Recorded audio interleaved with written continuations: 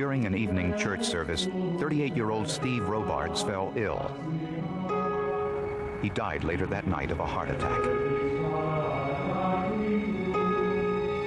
1 year later, while reading Hamlet, Steve Robards' daughter studied the lines of Claudius the King when he says the following about death, jealousy, guilt, and revenge. My words fly up, my thoughts remain below. Words without thoughts never to heaven go. In these words, a clue to her father's death.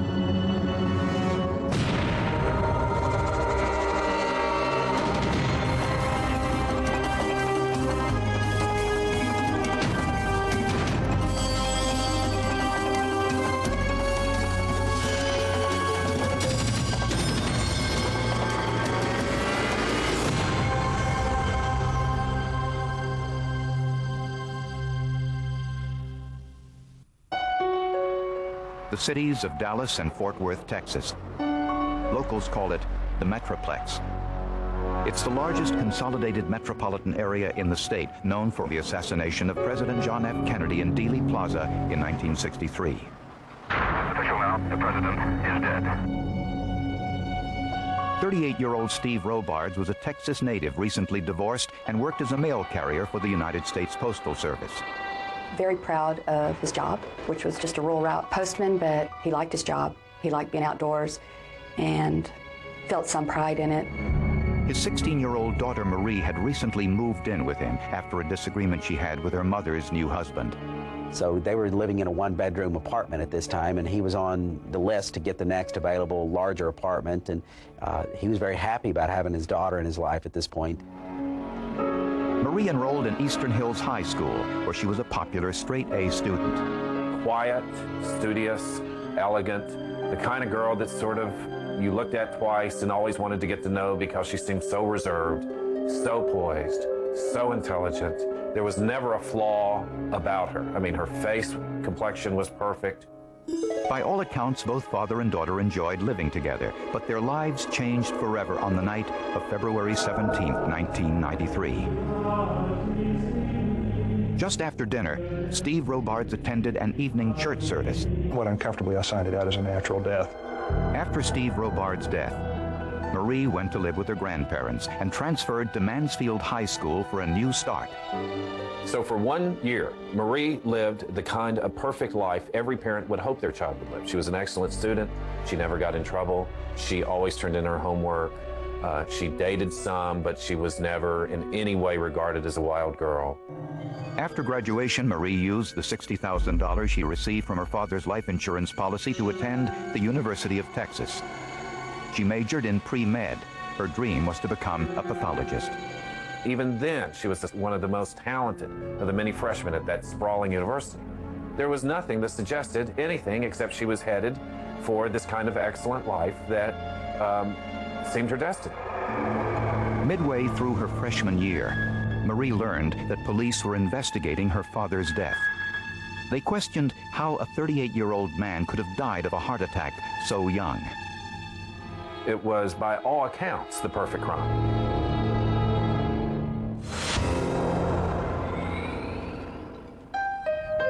After Steve Robards' unexpected death, his daughter Marie transferred to a new high school and made a new friend, Stacy High. I would have to say we were best friends. You know, we kind of fell in love with each other, you know, just, we had so much in common. Stacy sees in Marie, she sees something in Marie. She sees through her in a way. She realizes that that poise and that perfection is disguising something. During senior year, Stacy and Marie were both required to read Shakespeare's Hamlet for English class. As they read the play together, Stacy happened to be... Marie then admitted the unthinkable, that she murdered her own father. She said she did it with a poison she stole from her chemistry class a year earlier. Okay, everybody quiet. Working on our last reports today. Be very careful with this stuff. Now, everyone get your notebooks out. Marie said that she took the poison when the teacher's back was turned, placed it in a paper towel, and hid it in her backpack.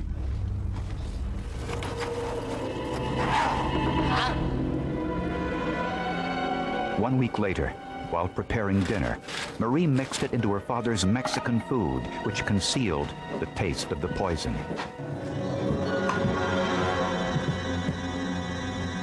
There you go. Thank you, sweetie. The poison she used mimicked the signs of a heart attack, and her father died a few hours later. The autopsy never detected the poison in his system. After the confession, Marie swore Stacy to secrecy. If the pledge was broken, Stacy knew her best friend would spend the rest of her life in prison. Stacy is tormented, however, by the secret she too is trying to keep. And she begins to have these nightmares.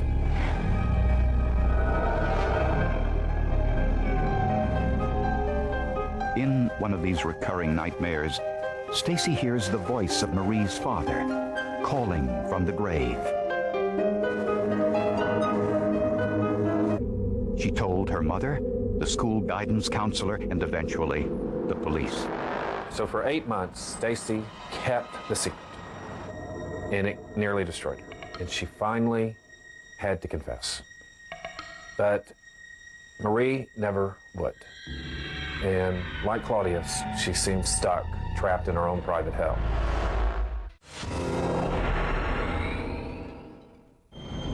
When Stacy Hyde told police that Steve Robards had been poisoned, the police searched the chemistry lab where his daughter Marie said she stole the poison that killed him. In the lab's safety manual, the page describing the chemical Marie allegedly used had been torn out. It also tells you what precautions you need to take when using the substance. It also tells you what to do in case it's swallowed or your eyes come in contact with it. If Marie used the poison to kill her father, why hadn't it shown up during the autopsy? It's not a normal procedure unless there's some indication that we need to do that. It's a testing that we don't do here at the facility and we have to send out for, and the investigation did not lead us to suspect anything of that nature at the time of the death.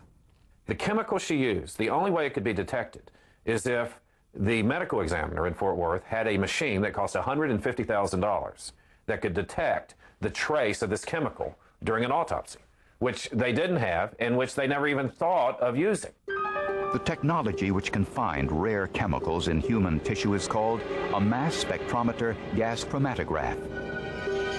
Since Marie planned to attend medical school and become a pathologist, prosecutors suspected she was familiar with the screening test used by the local medical examiner. She also knew which poison wouldn't be detected. Investigators hoped that Steve Robards' tissue samples were still in storage since his death 18 months earlier. The medical examiner's office was within days of destroying the tissue samples and the blood samples. As they do when there's nothing amiss, they don't suspect foul play or homicide. The tissue samples were sent to an independent forensic laboratory in Pennsylvania, where they were analyzed with the mass spectrometer gas chromatograph. The poison they were looking for was a metallic substance and very rare. We will not reveal the name of the poison on this program. The gas chromatograph mass spectrometer directs a beam of electrons on the sample, breaking its component molecules apart for analysis. The results are charted on a graph. Each peak is a separate compound. The size of the peak is proportional to the amount present.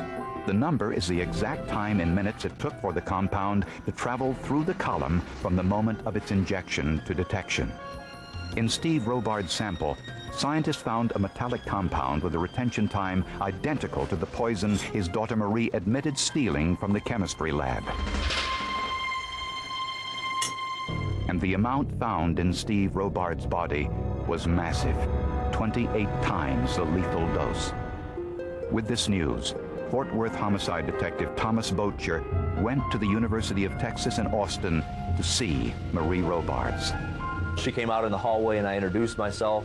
I told her she was under arrest for the death of her father, Stephen Robards, years earlier. She had no response. There was no reaction. And Marie quietly went with them, poised as ever, and once they got in that little room, they barely had to ask a question, and she confessed and broke down. And she was pretty forthcoming with information fairly quickly. She didn't try to hide. She apparently was either guilt-ridden or had thought a lot about what she had done and came forward with the information. The most fascinating aspect for both the police and for journalists covering the case was Marie's explanation of her motive. What was it that made you want to kill your father? And she said, I wanted to be with my mom. But in an ironic twist, like something out of a Shakespearean tragedy, it was all in vain, because Marie Robard's mother and her new husband were planning to move to Florida and didn't tell her until after her father's funeral. Marie had no choice but to move in with her grandparents so she could finish high school in Texas. And thus began this tale that in many ways admitted that she stole the poison from her high school chemistry lab. And she also admitted that she put the poison in her father's Mexican food. But she said she only planned to make him sick, not to kill him. Of course, that doesn't make that much sense. If he just got sick, she wouldn't get to go back with her mother. Prosecutors said Marie was a straight-A chemistry student, and the amount of poison used was 28 times the lethal dose. Anybody who's going to go to a local medical school to study is probably, if they're a high school student, is probably above average as far as in the science department. And as a matter of fact, I mean, that was part of my investigation. I collected her grades, and she had very high marks in school and in the sciences. Are you feeling any better? I feel lousy. Could give me some ginger ale. They also pointed out that Marie stood by and watched her father die without saying a word to her father's girlfriend or the ambulance crew that tried to resuscitate him. 18 months later, the gas chromatography found what the first autopsy did not, that Steve Robards had died of a massive dose of poison. The prosecution presented Marie Robard's signed confession as evidence. Did you know that this stuff is dangerous? Yes or no? Yes, sir. How did you know that? Because my chemistry teacher said Said what? that it was dangerous. And Stacy testified that Marie told her that she always knew that enough of that chemical would have killed her father. And that was this defining moment, that her best friend admitted that Marie had the knowledge about what that poison would do. The forensic evidence, the confession, and the testimony of her own best friend all worked against her. The prosecutor in the case called her a relentless predator. Another prosecutor called her society's worst nightmare, a girl who kills her dad. But some people saw her as a kind of Lizzie Borden of Texas. This sweet, charming, successful, industrious young girl who suddenly did something inexplicable. And in this surprising twist, at least for me, I began to sense a sympathy developing for her. Because in many ways, she was the symbol of what modern divorce has done to our society. The medical examiner says Marie was a very clever killer. I just tell you, she was good enough to fake me out initially, because I, went for the head fake and couldn't find anything. On May 9th, 1996, it took the jury less than an hour to find Marie Robards guilty of murder. She was sentenced to 27 years in prison. I don't know what we do about it, but A cold front had come through Texas, and she was shivering. And the psychologist said, "Why don't you ask for something warmer?" She said, "I don't deserve to." She shrugged, she smiled, she said, "I'll be okay."